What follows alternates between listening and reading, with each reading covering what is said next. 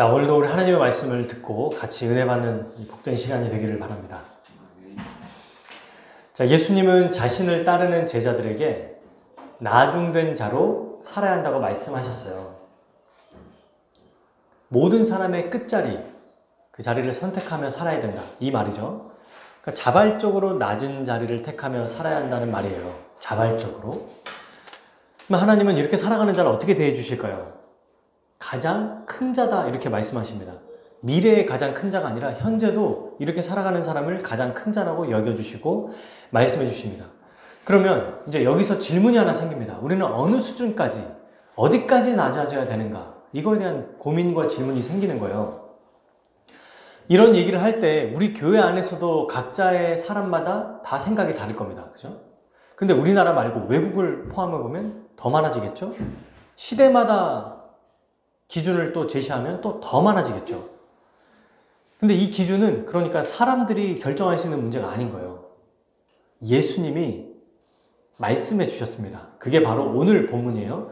33절과 34절 한번 볼까요? 보라, 우리가 예루살렘에 올라가노니 자, 인자가 대제사장들과 서기관들에게 넘겨짐에 그들이 죽이기로 결의하고 이방인들에게 넘겨주겠고 그들은 능욕하며 침뱉으며 채찍질하고 죽일 것이나 그는 3일 만에 살아나리라 하시니라.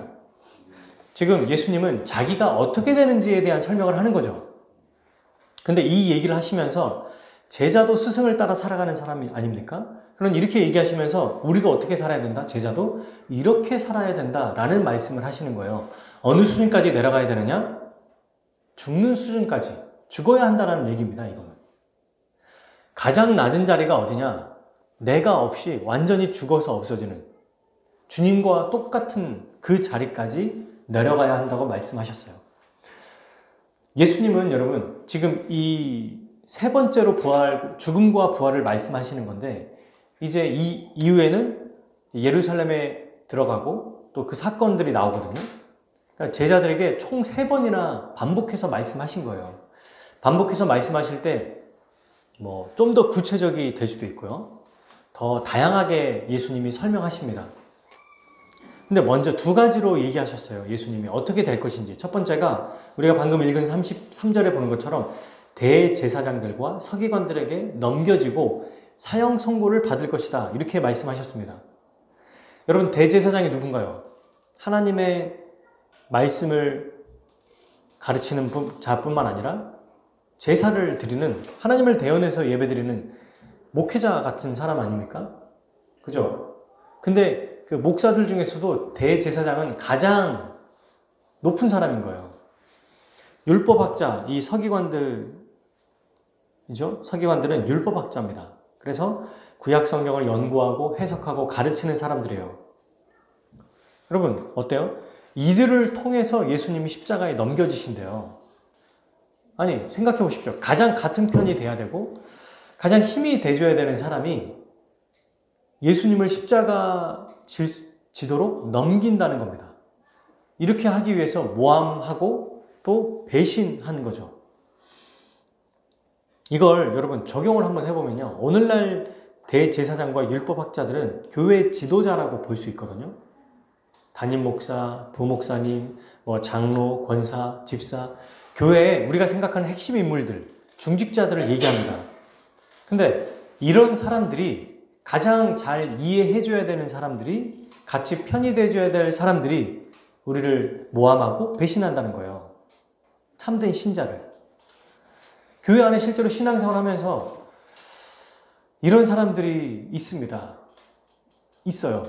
종종 보게 되고, 우리도 이제 교회가 주님이 은혜 주셔서 커지고 사람들이 많아지면 이런 일이 벌어질 수 있습니다. 여러분, 근데 여기에서 지금 예수님을 팔아 넘긴 사람들, 그리고 예수님을 모함해서 십자가에 못 박히게 하는 이 대제사장들과 서기관들, 유대인들인 거죠. 하나님 말씀을 맡은 자. 이 사람들은 누구라고 얘기해요, 성경이? 실제로 하나님의 세워주시는 사람이 있긴 맞지만 거짓 선생들이라고 얘기합니다. 그죠?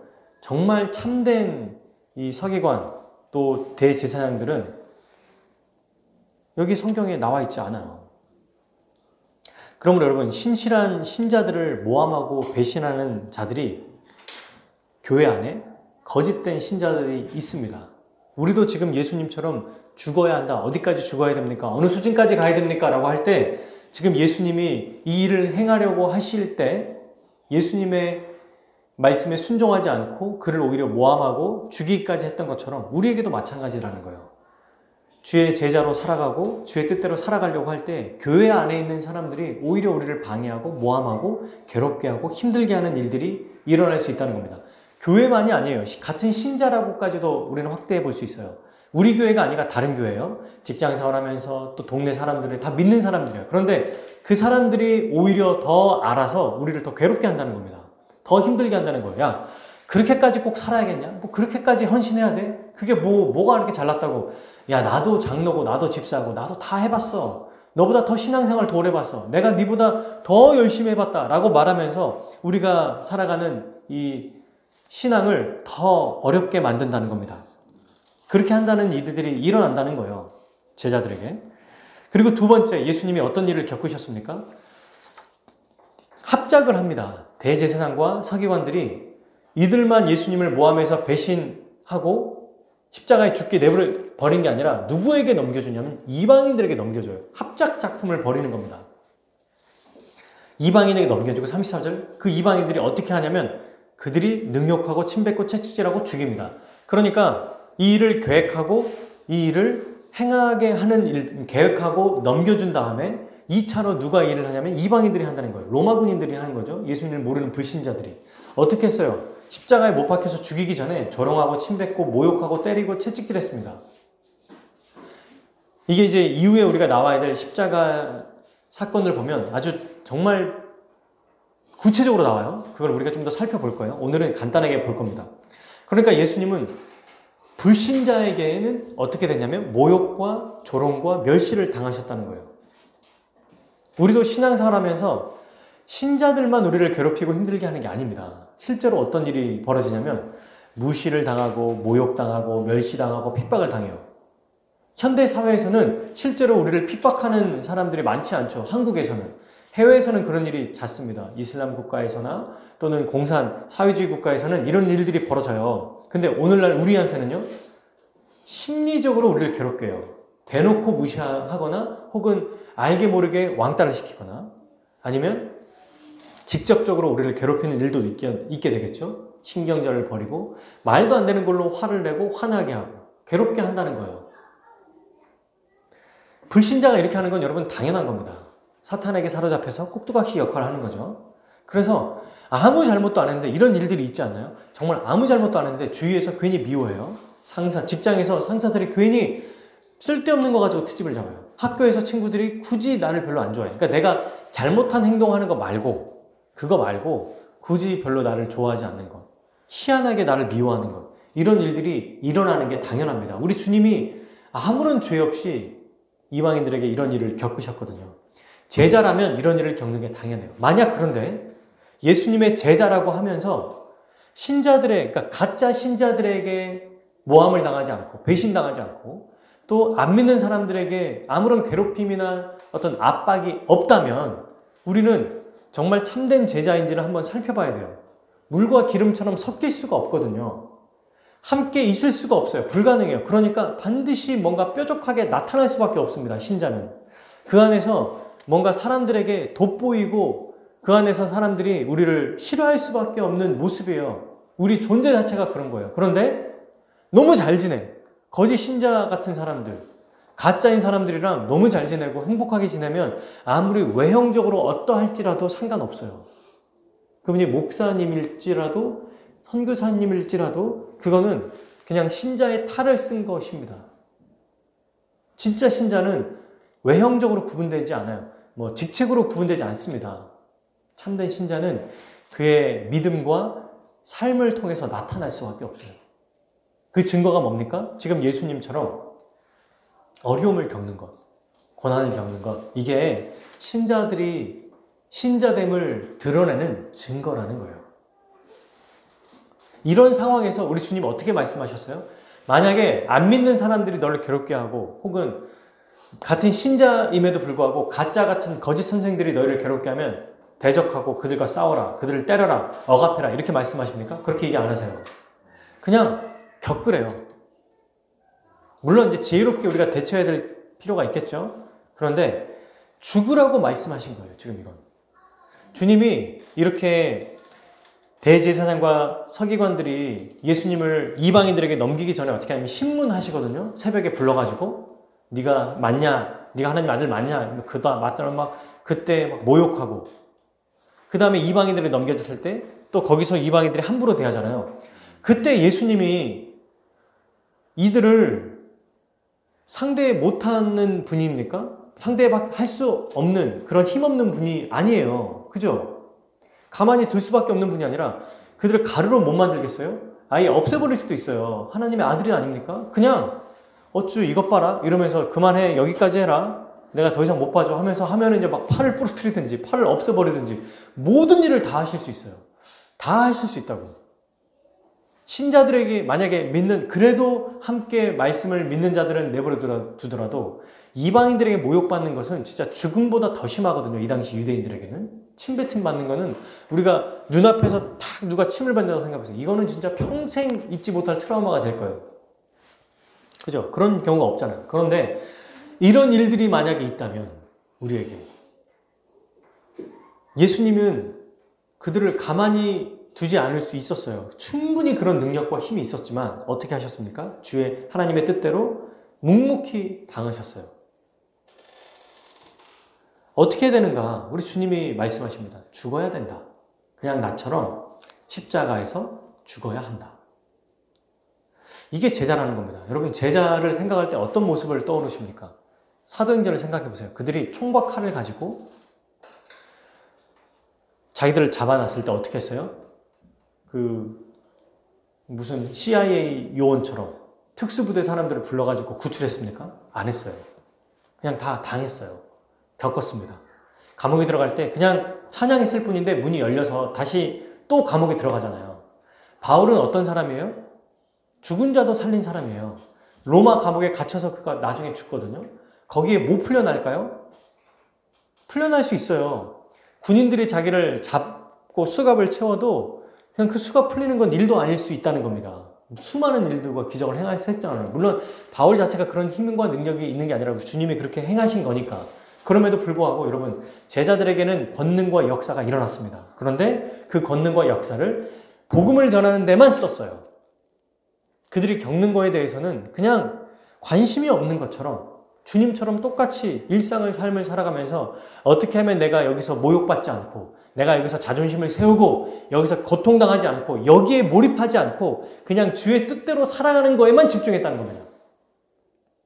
어쭈 나를 무시해? 내가 이런 자인 줄 알아? 내가 이런 무시당해도 되는 사람인 줄 알아? 두고 봐라 이러면서 골탕 먹이고 이들을 다시 복수하는 거에 꿈꾸며 살아갔던 사람들이 아니었어요.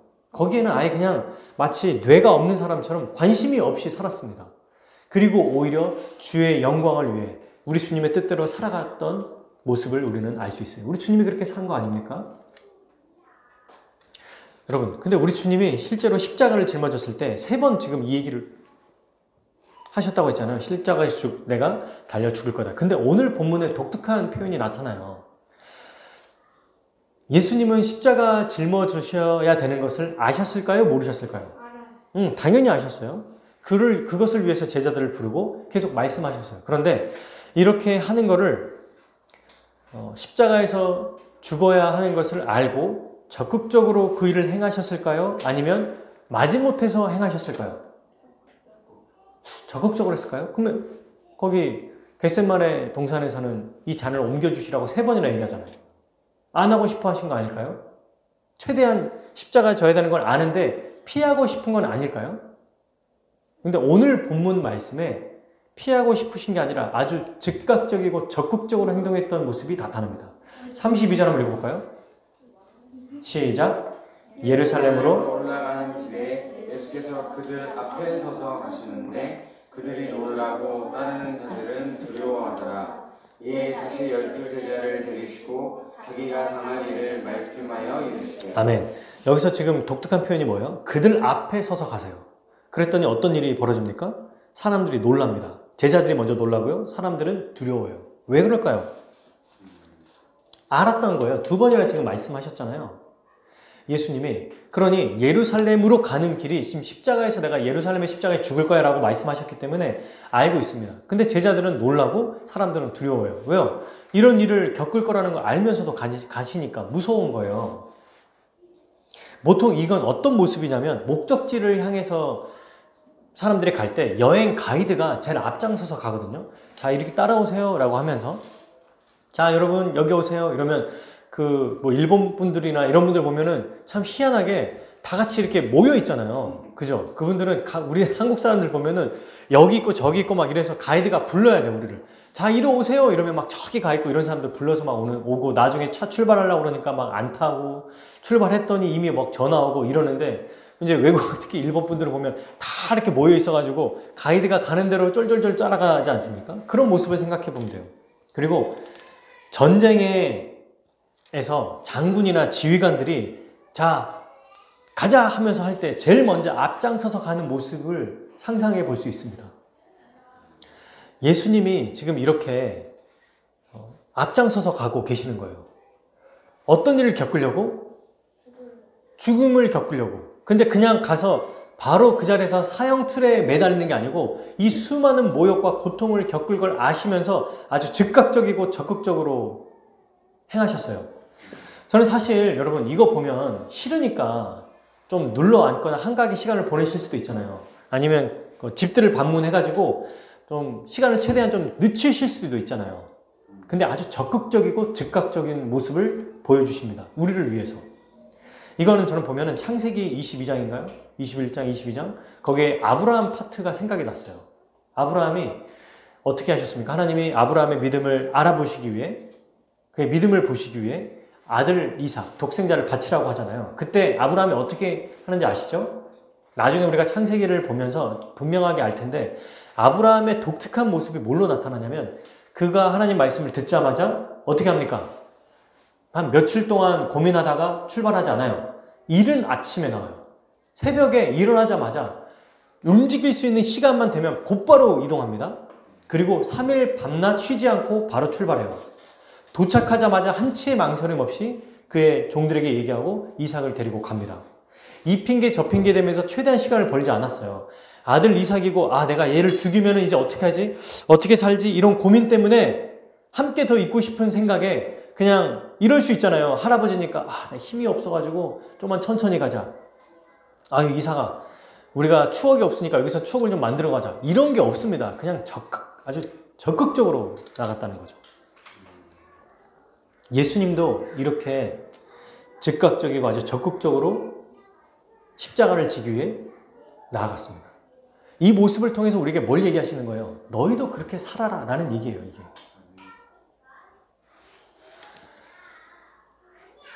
여러분 우리도 주님과 같이 사실 이 땅에서 믿는다고 생각하고 또 사람들에게 모험과 배신을 당하거나 불신자들과 함께 생활하는 어떤 이 직장 생활 이런 또 가족들 주위에 있는 사람들 아이들과 함께 있을 때 다른 학부모들 뭐 이런 사람들과 관계하면서 사실 여러 어려움들을 겪게 됩니다.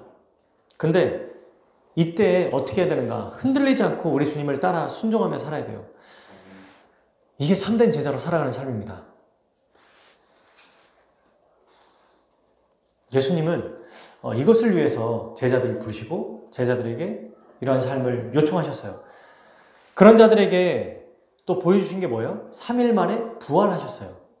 고통스럽고 모욕당하고 핍박당하고 죽음으로 끝나는 게 아니라 반드시 이 길의 끝에는 부활이 있습니다. 새 생명이 있다는 거예요. 지금 여러분 우리가 이 땅에서 어떻게 살아가느냐 지금 각자마다 우리 주님에 대한 생각이 다를 거예요. 파이로 생각하면 이런 거 있죠. 내 파이는 한 내가 인생의 10이 내 인생의 시간이고 나의 귀중한 거라면 한 2는 주님께 드리고 8은 내 거야. 그러니까 나머지 8은 내 마음대로 해야 돼. 근데 여기서 한 직장 생활이 제일 중요하잖아. 그러니까 6, 7 정도 잡고 내 여가 생활도 한 1, 2로 잡고 주님께는 뭐 2가 될 수도 있고 좀 힘써서 한 3이 될 수도 있고 아니면 1로 하지 뭐 어쩔 수 없지 뭐 이거는 뭐 그냥 내가 내 인생이 더 중요하니까 그냥 좀 남는 시간을 좀 드리지 뭐 이렇게 생각하는 우리에게 우리 주님이 말씀하신다는 거예요. 그냥 전적으로 주를 위해 살아야 된다는 얘기를 하십니다. 근데 정말 이렇게 사는 게 가능할까요? 옛 언약, 맞아요. 이스라엘 백성들은 불가능했어요. 안 됐어요, 이게. 노력하고 율법을 받고 하나님 함께 하시고 역사를 경험해도 불가능했습니다. 안 됐습니다. 그런데 새 언약 백성인 우리는 우리 주님이 먼저 이 일을 행하시고 십자가에 죽고 부활하시고 승천하셔서 성령을 보내주셨기에 이 일이 우리에게는 가능한 일이 되었어요. 믿지 않는 자, 이 자는 아직도 불가능해요. 교회 안에 있지만 여전히 믿지 않는다면 안 이루어집니다.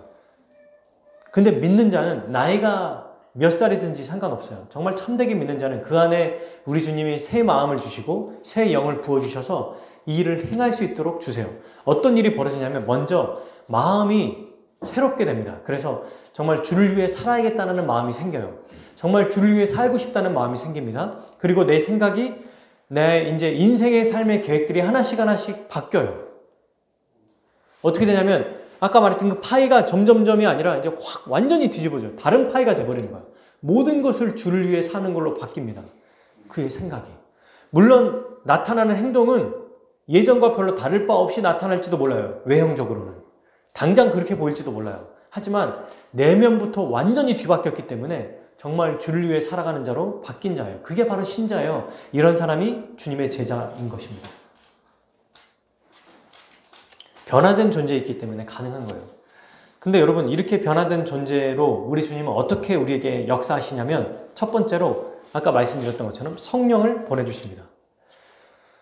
성령을 보내주셔서 어떤 일을 행하시냐면 우리의 옛사람, 여러분 이걸 알고 믿는 게 매우 중요해요. 지금 제가 말하는 이 내용을 옛사람, 그 죄의 본성을 혹은 죄를 좋아하는 이 본성을 예수님이 십자가에서 죽으실 때 함께 우리도 죽게 하셨어요.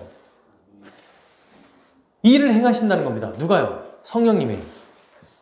그래서 여러분 우리가 지금도 하나님의 말씀이 선포될 때 이 말씀을 믿고 딱 회개하는 순간 성령님이 믿는 자를 2000년 전에 십자가에 달려 죽으신 그 예수님의 십자가에 우리도 함께 죽게 하신다는 거예요. 이게 말이 됩니까? 2000년 전의 일이 어떻게 이루어져요? 네, 그래서 신비라고 합니다. 그래서 신비예요. 우리 하나님은 시간과 공간을 초월하신 영원하신 분입니다. 이미 예수님은 그 일을 다 이루셨어요. 그리고 믿는 순간 그 일을 또 이루시는 거죠. 우리에겐 이미 이루어진 사건입니다. 그래서 더 이상 죄와 사망에 얽매이지 않게 하시는 거예요. 나는 이것 때문에 안 되고 저것 때문에 안 되고 이래서 안 되고. 아니요. 우리 주님이 이제 믿음을 주시면 이 일을 할 수 있습니다. 누가요? 믿는 자가. 우리가 이 일을 할 수 있다는 거예요. 이게 어떻게 가능하죠? 성령님이 우리의 능력과 힘과 노력이 아니라 죄와 사망을 이기고 부활하신 예수님과 연합시켰기 때문에 가능해요. 바울은 이 믿음에 대해서 어떻게 얘기하는지 여러분 아시죠? 갈라디아서 2장 20절. 이걸 오늘날 우리말로 얘기하면 이렇게 돼요. 이 말씀이. 나는 그리스도와 함께 십자가에 못 박혀 죽었습니다. 과거로 끝나요. 과거로. 이제는 내가 사는 것이 아니라 내 속에 그리스도께서 살아 계십니다. 지금 나는 나를 사랑하시고 나를 위해 죽으신 하나님의 아들을 믿는 믿음으로 살고 있습니다. 이게 바로 믿는 신자의 모습이라는 거예요. 아니, 예수님처럼 사는 게 말이 됩니까? 좀 불가능한데? 내 삶의 전부를 주님처럼 살아야 된다고? 주님과 같이 살아야 된다고? 주님을 닮아야 된다고? 그게 가능할까? 라고 할 때 믿는 자는 가능하다고 말씀하고 계세요. 왜요?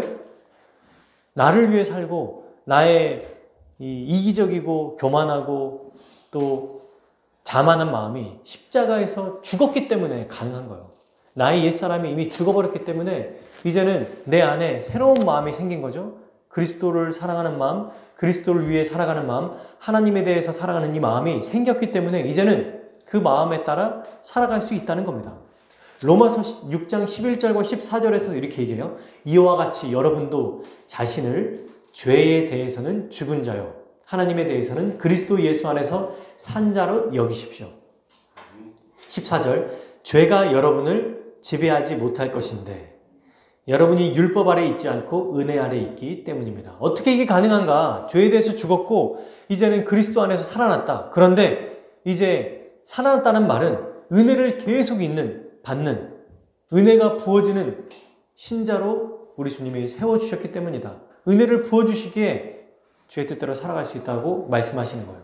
그러니까 우리가 주님을 따라 십자가를 지고 주의 제자로 살아갈 수 있다는 겁니다. 우리의 기준이 어디에 있어야 될까요? 지금 우리가 알고 있는, 내가 생각하는 적당히 괜찮은 신자, 적당히 괜찮은 어떤 위인들, 이 정도가 아니라 우리의 기준은 이 말씀에 있어야 돼요. 우리 주님이 된다고 하면 되는 거고요.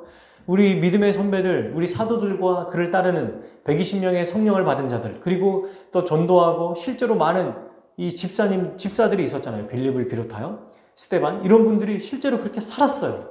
한 명도 없었다면, 예수님만 그렇게 사셨다면 우리가 약간 가능할까라고 생각할지도 모르겠어요. 그런데 실제로 예수님이 말씀하시고 성령을 받은 자들은 다 이렇게 살았습니다. 여러분, 여러분들이 알고 있는 사람 누가 있나요? 여러분들이 생각하는 훌륭하고 유명한 사람들이 누가 있나요? 그런 사람들이 있을 때 여러분, 그 사람들의 생각하는 수준이 어느 정도입니까? 자기 나름대로의 기준이 있을 거 아니에요. 그런데 우리가 모르는, 우리가 알지 못하는, 지금도 어느 곳에는 정말 주를 위해 살아가고 있는 사람들이 있습니다. 이미 우리 주님은 자기의 백성들을 그렇게 계속해서 유지하고 계신다는 거예요. 이스라엘 구약 성경에서도 이스라엘의 남은 자들이 그렇게 살았습니다. 수많은 사람들이 여러분 포로로 잡혀가서 이제 우리나라는 끝장났구나, 하나님이 우리 버리셨구나 라고 할 때 누가 있었어요? 다니엘과 같은 사람들이 있었어요. 포로로 잡혀서 거기서 이제는 끝장났다고 생각할 때 다니엘만 있는 게 아니죠. 새 친구들도 있었어요. 엘리야가 이제 주님 나밖에 없습니다라고 말할 때 주님 뭐라고 하십니까? 하나님이 7,000명의 사람들을 남겨뒀다고 얘기합니다. 몰라요, 엘리야는. 자기가 너무 유명하니까. 근데 그 외에 곳곳에 믿음의 사람들이 있다는 얘기를 하신 거 아닙니까? 그죠? 정말 우리 안에 여러분 하다못해 느헤미야 같은 사람들, 그 안에서 충분히 말씀대로 살 수 있음에도 불구하고 그 좋은 자리를 떠나서 성벽을 재건하는 일에 헌신합니다. 이뿐입니까? 히브리서 11장에 계속 나와요. 이 외에도 우리가 더 많은 사람들, 이거 다 말해서 어떡하겠냐, 너무 많다 사람들이, 이 얘기를 하고 있습니다. 성경에서는 이게 가능하다고 하기에 우리도 이렇게 살 수 있어요. 가장 중요한 게 뭔가? 믿음이다. 이 믿는 자에게 우리 주님이 성령을 보내주셔서 새 마음을 주시고 바꿔주신다는 것을 기억합시다. 그리고 두 번째, 이렇게 성령님을 보내주시는 것뿐만 아니라 여러분 어떤 일을 행하시냐면 만물의 창조자이고 주님이신 예수님이 우리를 다스려 주시고 우리를 인도해 주십니다. 그래서 여러분 실제로 화가 나고 미워하게 될 때가 있어요. 우리도. 저도 어제만 해도 몸이 피곤하고 막 이럴 때 있잖아요. 특별히 몸이 힘들면 사람이 짜증이 나긴 해요. 확실히. 제가 요즘에 강의한 준비 때문에 또 뭐 막 피곤하고 이러니까 뭐 작은 것 하나라도 막 세게 센치하게 나온단 말이에요. 그래서 어떻게 어떤 마음이 들게 하냐면 사탄이 야 너도 똑같이 해줘라. 너도 똑같이 화나게 하면 화내고 한 대 때리는 거 이에는 이 눈에는 눈, 이 얘기를 막 부어준다는 거예요. 막 생각나게 한다는 겁니다. 속으로 화를 내고 분을 내고 표출하게 한다는 겁니다. 근데 그때 어떻게 될까요? 우리 주님이 우리에게 어떻게 하시냐면 다시 우리가 어떤 자인지 신자의 정체성을 기억하게 하시거든요. 말씀으로 다시 돌아가게 하십니다. 그게 뭐예요? 지금 이 한 주간 주일 말씀을 듣게 하시고 주중에 성경 말씀을 또 한번 묵상하게 하심으로 다시 우리가 엇나가려고 할 때 바르게 잡아주신다는 거예요. 여러분, 저는 신앙생활하면서 이 진리가 얼마나 기쁜지 몰라요. 왜냐하면 만약에 우리 주님이 기계적으로 우리가 알람을 맞춰놓듯이 1년에 한 번씩 정기적으로 혹은 계획적으로 한 달에 한 번씩 우리가 어긋날 때마다 일주일에 한 번이어도 혹은 하루에 한 번일지라도 기계적으로 그냥 우리가 엇나가려고 하는 때쯤 혹은 엇나가지 않을 때쯤 오전 9시 혹은 한 오후 3시쯤 자꾸 돌이키게 기계적으로 만들어 놓으셨다면 저는 그것조차도 뭔가 좀 불편할 것 같아요. 인격적인 교제가 아니잖아요. 그거는 그냥 기계로 우리를 그렇게 만들어 놓는 거잖아요. 그런데 우리 주님은 살아계시거든요. 만물을 창조하고 다스리시는 주님이 지금도 우리가 예배드릴 때 함께 하시고 우리를 불꽃 같은 눈동자로 지켜보고 계십니다. 설교를 전하는 저와 여러분들의 마음과 생각을 다 아세요. 지금 어떤 마음으로 있는지, 어떤 생각을 하고 있는지, 어떻게 살았는지, 어떤 마음으로 예배에 왔는지, 헌금을 할 때 이 헌금의 액수가 이 사람에게 전부인지 아니면 어떤 것인지, 마지못해서 온 것인지, 또 복음을 전할 때 또는 말씀대로 살아갈 때 자기를 위해서 모든 것을 다 알고 계세요. 그러면서 어떻게 하시냐면 아주 그분의 기준으로 우리를 대하시는 게 아니라 십자가 이미 성취하신 그 능력과 사랑으로 우리를 대하십니다. 그래서 힘들고 어려울 때 우리가 생각 못할 때가 있어요. 여러분 너무 큰 일을 겪거나 너무 힘들거나 너무 다람쥐 쳇바퀴처럼 사회생활하고 사람들과 관계하고 너무 이게 뭔가 얽히고 설켜 있으면은 기도가 잘 안 나와요. 말씀이 잘 생각이 안 난다고. 그때 어떻게 하시죠? 말씀을 기억나게 하시고 또 우리와 함께 하셔서 은혜를 베풀어 주시고 성도를 통해서 기도를 통해서 다시 우리를 돌이켜 주십니다. 다시 돌이키게 해주세요. 하루에도 몇 번씩 그냥 기계적으로 일주일에 한 번 너 이때쯤 보통 네가 보니까 항상 어긋나더라야. 그러니까 내가 이때쯤 너 다시 정신 차릴 수 있게 내가 해줄게. 이게 아니고 부모님이에요. 부모님. 그냥 힘들 때마다 아빠, 엄마 부를 때마다 찾아오시는 것처럼 때마다 일마다 도와주신다는 거예요. 어떻게 그럼 다스려 주시느냐? 영육의 모든 부분들을 다스려 주십니다. 영적으로 역사하세요. 먼저는. 그래서 여러분 이게 진짜 중요한데 제가 오늘날 현대인들의 가장 큰 어려움들이 뭐냐 했을 때 심리적인 압박, 정신적인 스트레스라고 해요. 우리가 잘 알고 있는 거 아닙니까? 근데 우리 주님이 우리에게 어떻게 역사하시냐면 우리 신자의 마음과 생각과 의지를 새롭게 만들어주세요. 먼저. 그래서 영적으로 다시 일어날 수 있도록 힘을 주십니다. 말씀을 들을 때, 기도할 때, 성도들과 교제할 때, 또 우리 주님을 의지하고 나아갈 때 부정적인 사고와 생각들을 바꿔주세요. 그래서 이런 일들 많이 겪지 않습니까? 저도 사실 매주마다 경험해요. 여러분 기도하고 나면 기도하기 전에 막 고민, 두려움, 실패, 좌절 이런 것들이 계속 머리에서 끊이지 않고 계속 돌아갈 때가 있어요. 다람쥐 쳇바퀴처럼. 생각이 끊어지지 않을 때 이게 이제 계속되면은 나중에 이 스트레스가 되고 심해지거든요. 그런데 정말 전적으로 주님 앞에 기도하고 나면 머리가 맑아지는 경험을 합니다.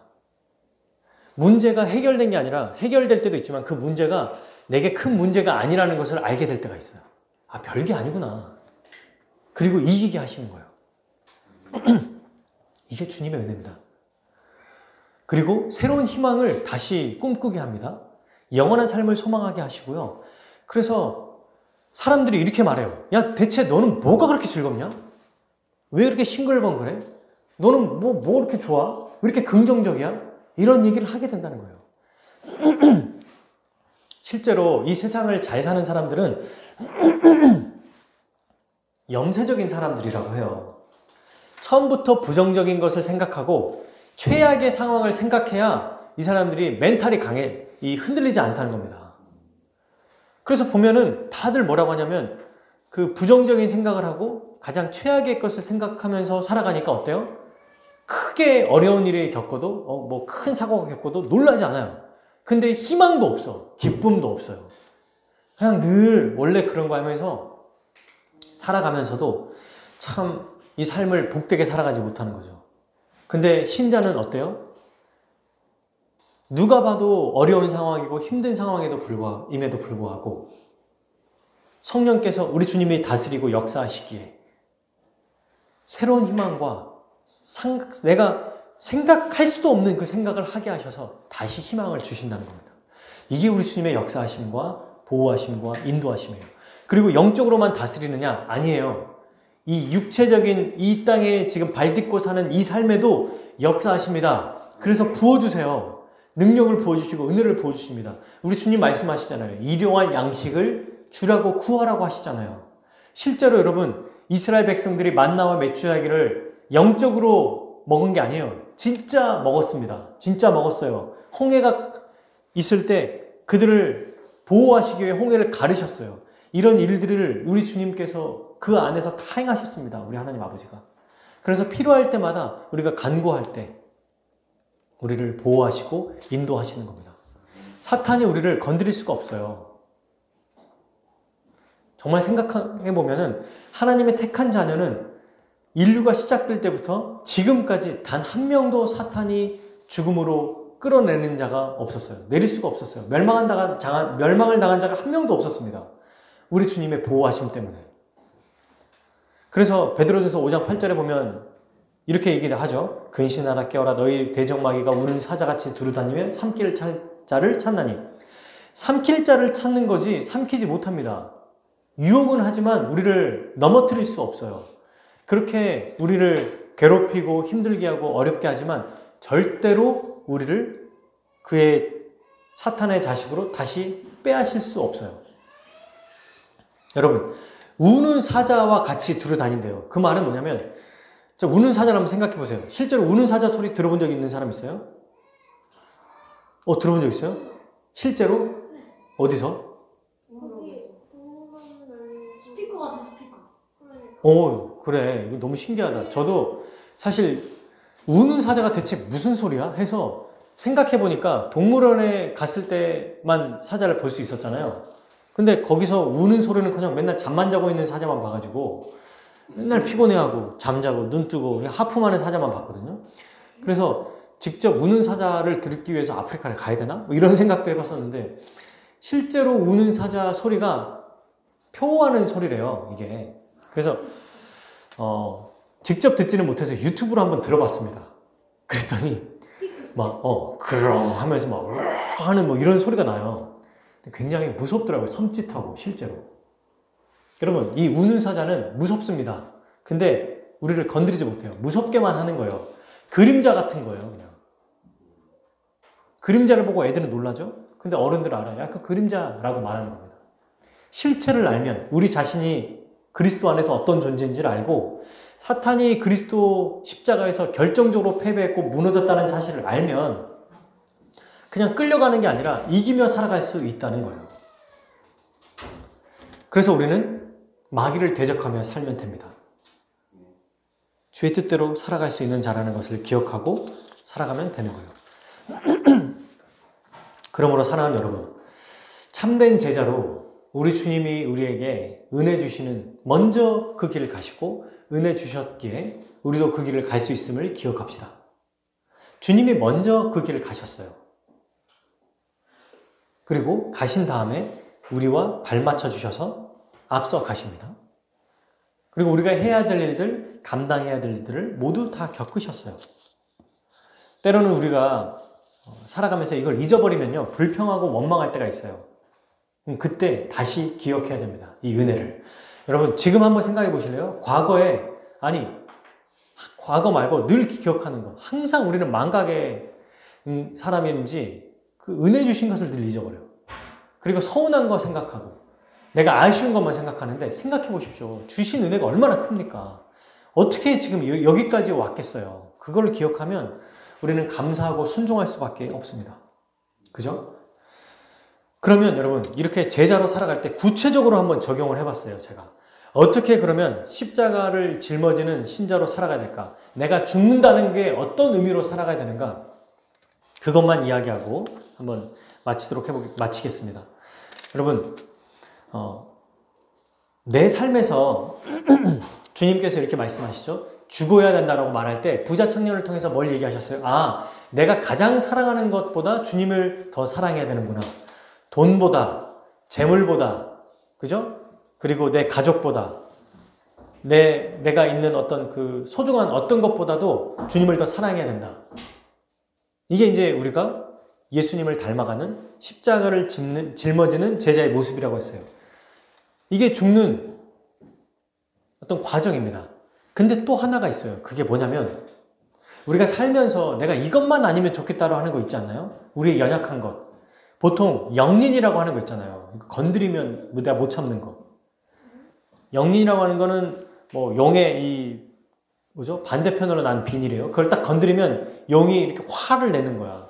이런 게 결국 뭐냐면 오늘날 이걸 해석하면 우리가 내가 이것만 건드리지만 않으면 되는 거 있잖아요. 그러니까 이런 거 있죠. 특정한 사람들과 함께 있을 때 그 사람과 피하고 싶은 어떤 사람 또는 내가 연약해서 이런 거를 건드리지 않았으면 하는 거. 그러니까 자기의 아주 이 뭐죠? 내 안에 있는 정말 이것만 내가 좀 지키고 싶은 거 혹은 내가 이거 건드리지 말면 내가 참 다른 건 다 괜찮은데 이거 건드리지 마 그럼 나 폭발해 라고 하는 것들 이거 하지 마 나 화나 이런 것들 직장 생활하면서도 상사나 부하나 이런 혹은 동료들이 이런 부분들은 좀 안 했으면 하는 거 그런 것들이 몇 가지가 있습니다. 우리에게 여러 가지가 있을 수 있고 또 한두 개가 있을 수도 있겠죠. 가정 안에서도 아이들이 남편이나 아내가 남자친구나 여자친구가 이런 거 하지 마 라고 하는 거 있죠. 이거 하면 나 진짜 화날 거야. 정말 나 못 참아 라고 하는 거. 이런 지점을 직접 마주해야 돼요. 우리가. 십자가로 산다고 하면서 숨을 수 있습니다. 내가 더 사랑하는 것, 사랑의 관점만 우리가 주 앞에 나가는 게 아니라 내가 정말 못 참는 것, 내가 신자처럼 행동하지 못하게 하는 어떤 것들이 우리에게 있지 않나요? 그런 것들을 사실 고통스러워요. 마주하는 게 싫어요. 생각도 하기 싫어요. 그런 상황이 딱 일어날 거만 생각하면 진짜 막 기분 확 상하고 밥맛이 확 상할 때가 있어요. 사람일 수도 있습니다. 이런 거는. 어떤 다른 상황일 수도 있는 거고. 근데 이것을 나와 이 문제만 직접 마주하면 안 돼요. 내가 이런 상황을 그 지점을 마주할 때 어떻게 마주해야 되냐면 그 사이에 그리스도의 십자가를 둬야 합니다. 내가 문제와 직접 나가는 게 아니고 모든 문제와 내가 마주하기 싫은 것, 건드리지 말아야 되는 것, 용서할 수 없는 것, 어떤 태도, 행동, 내가 미운 것, 굳이 이런 게 싫은 것, 이런 것들이 있을 때 십자가 우리 주님의 고난과 고통, 그 주님의 은혜를 우리 사이에 둔다는 거예요. 그리고 우리는 뭘 보는 겁니까? 십자가를 보고 문제를 보는 거죠. 문제를 바로 보는 게 아니라 십자가를 보는 거예요. 십자가를. 그리고 그걸 통과해서 문제에게 가는 거예요. 그럴 때 여러분 나의 이기심이 꺾여요. 자기 중심성이 꺾입니다. 자기밖에 모르고 가족밖에 모르는 또 다른 사람을 사랑하지 못하는 이 사랑이 없는 것들 있죠. 무정함들 또 교만함들 자기의 자만함 이 죄들이 꺾이는 겁니다. 그래서 십자가를 생각하라고 하는 거예요. 문제가 바뀌지 않더라도 그 문제 사이에 뭘 둔다? 십자가를 두라. 주님을 생각하라. 그러면 뭐가 보입니까? 십자가를 두면 피 흘리신 주님이 보여요. 갈라디아에서 우리 바울이 얘기했죠. 십자가, 피 흘리신 십자가가 너희 눈에 밝히 보이거늘 밝히 봐야 돼요. 십자가로 안경을 써서 보듯이. 그러면 거기서 뭐가 보이냐면 저놈 때문에, 저것 때문에, 저 사람 때문에, 저 행동 때문에, 저 상황 때문에 내가 화난다가 아니라 거기서 나의 죄가 보이는 거예요. 나 때문에 피 흘리신 그리스도의 죽음이 보이고 그곳에서 주님의 고통과 모욕과 멸시가 보이는 겁니다. 오늘 우리가 읽은 것처럼 33절, 34절에 모욕, 고통, 핍박, 채찍질을 당하는 우리 주 예수님의 고통이 보여요. 누구 때문에? 나 때문에 고통당하는. 그럴 때 우리가 견딜 수 없어 하는 그 지점을 마주할 수 있고 이겨낼 수 있습니다.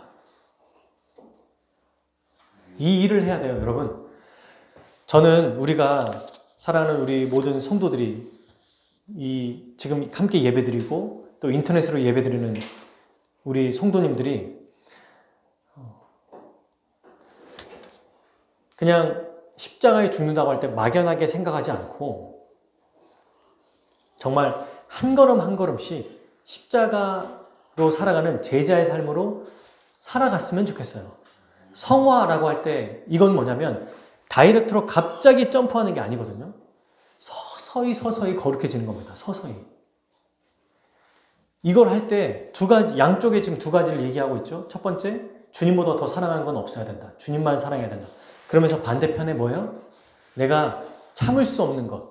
이게 다 뭐예요? 자기의 자만함, 내 욕심, 또 나의 이기심, 나의 자존심 때문에 못 참는 거거든요. 그게 나야 된다. 벗어져야 된다. 벗겨져야 된다. 십자가가 우리에게 있을 때, 십자가를 기억할 때 우리가 이 일을 행할 수 있을 거예요.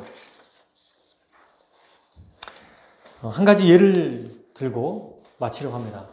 부모가 어린 자녀를 데리고 어딘가를 가야 할 일이 생겼어요. 근데 이제 그 길은 너무 복잡하고 꼴목이고 또 어둡고 어떨 때는 막 계단도 많고 이래요. 그래서 아이가 딱 보기에는 여기 너무 위험한데? 너무 위험해서 못 가겠는데? 라고 생각하고 밤에 가니까 무섭기도 하고 또 뭐 계단도 안 좋고 험한 좀 산길 같아가지고 그런 무서움이 생깁니다. 근데 이제 이 길을 간다고 하니까 아이는 걱정하는 거예요. 그리고 이제 출발한다고 할 때 어떡하지 하면서 이제 같이 부모님, 아버지와 함께 손을 잡고 가는 거예요. 근데 아버지가 너무 능수능란하게 자기를 잘 이끌고 가는 겁니다. 알고 봤더니 이 아빠가 전날에 이미 답사를 했어요. 이미 어디를 가야 되는지 목적지까지 다 안전한 곳. 우리가 이렇게 가려면 우리 아이가 이 정도 보폭의 거리고 이 정도밖에 못 가니까 내가 이때는 좀 쉬고 이때는 뭐 아이스크림을 먹고 여기서는 좀 뭐 하고 이렇게 다 계획을 해요. 그래서 너무 아이는 막 불안한데 아빠는 너무 아무렇지도 않게 아이 손을 잡고 끌고 가는 거예요. 그래서 이제 가고 있어요. 점점 이제 가고 있는데 어떻게 하냐면 아빠 혼자 가는 게 아니라 이런 거 있죠, 여러분. 손을 잡으면서 같이 가는데 보폭이 한 반 정도 좀 더 앞서 나가는 거. 너무 멀리 가버리면 못 따라오니까 손을 잡고 또 너무 앞서로 가도 이렇게 뒤로 쫓아오게 되기 때문에 손을 잡으면서 조금 더 앞서 가는 정도로 가는 거예요. 그러면서 중간중간에 아이가 힘든지 어떤지 확인하고 보고 또 그래서 힘들다고 하면은 업어주기도 하고 안아주기도 하고 그러면서 계속 갑니다. 막 차가 막 지나다니면은 차 안쪽으로 차가 없는 곳으로 피하게 하고 또 애가 이렇게 가다가 자기도 모르게 어떤 뭐 똥이 있거나 아니면 막 하수구가 있거나 시궁창 이런 거 있으면 어떻게 해요? 그 길을 피하게 해줘요. 이러면서 이제 계속 그 목적지를 향해 갑니다. 근데 이때 아이가 딱 생각하는 거예요. 뭐야? 아빠 지금 좋은 길을 놔두고 왜 여기 이상한 데로 가지? 그러니까 아이가 볼 때는 너무 넓고 좋은 길이 있는 거예요. 그 길을 안 가는 겁니다. 그래서 이제 불평하고 힘들다 그러고 언제 가냐 짜증내고 투정하고 막 화내고 안 간다고 그러고 떼쓰고 막 이러는 겁니다. 그래서 근데도 아빠는 이제 어르고 달래고 때로는 또 엄하게 하기도 하고 용기를 주기도 하고 힘들면 업어주기도 하면서 이제 겨우겨우 달래서 데리고 가는 거예요. 그죠? 근데 이제 이 아이가 딱 도착하고 나중에 한 몇 년 후에 다시 커가지고 그 동일한 목적지를 또 부모님과 함께 딱 갔을 때 혹은 친구들과 함께 딱 갔을 때 깨달는 거예요. 이 길이 가장 안전한 길이구나. 지금 내가 가려고 했던 길은 4차선, 8차선 차들이 싱싱 다니는 차도였구나. 나는 어릴 때 그것도 모르고 이 길로 가면 바로 가는 거니까 차도를 막 뛰어다니려고 했구나. 내가 만약 그때 그렇게 가게 내버려뒀다면 바로 죽었겠구나. 이런 생각을 하는 겁니다. 그리고 이제 시간이 지나서 아버지에 대해서 미안한 마음뿐만 아니라 아버지를 더 신뢰하게 돼요. 그죠? 그리고 아빠가 이끄는 어디든 따라가는 삶을 살아가게 됩니다. 이 아이가. 겉으로는 당장 좋아 보이지 않는 길처럼 보여요. 별로 안 좋아 보여요. 뭐 시궁창도 있고 공창도 있고 아까 똥도 있고 계단도 험지고 약간 산길 같은 데 가는 것 같기도 하고 이럴 때 험한 코스임에도 불구하고 예전과 달라요. 그동안 아버지가 어떻게 하셨는지 가장 좋은 길로 인도해 주셨다는 걸 알기 때문에 순수하게 아버지를 따라갑니다. 그리고 계속 아버지를 따라가면서 어떻게 되냐면 더 힘들고 어려운 코스도 해내게 되는 거예요. 짜증과 불평이 점점점 줄어들고 더 이 길을 기쁘고 즐겁게 가게 된다는 것입니다.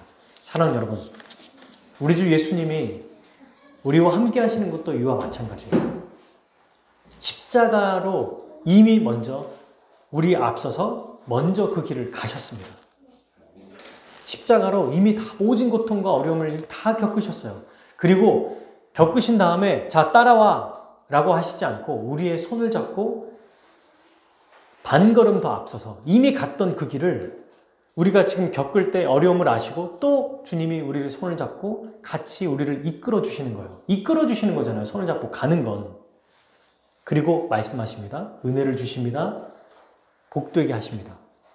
그러니 우리가 우리 안에서 어려움이 있고 또 우리 외부에서 어려움이 있을지라도 우리 주님이 우리를 붙잡아 주신다는 것을 알면, 십자가의 은혜를 알면 우리가 주님의 제자로 한 걸음 한 걸음 십자가의 길을 걸어갈 수 있습니다.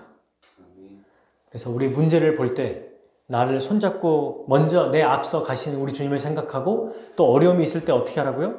또 내가 정말 건드리지 말았으면 이거는 내가 안 돼 라고 하는 것들을 생각해보고 그 사이에 우리 주 십자가를 두십시오. 그러면 정말 점점점 우리는 예수님을 닮아가는, 우리 주님이 정말 기뻐하시는 잘하였다, 착하고 충성된 내 사랑하는 아들아 딸아 라고 말씀하시는 주의 교회가 될 것입니다. 우리 함께 기도하겠습니다.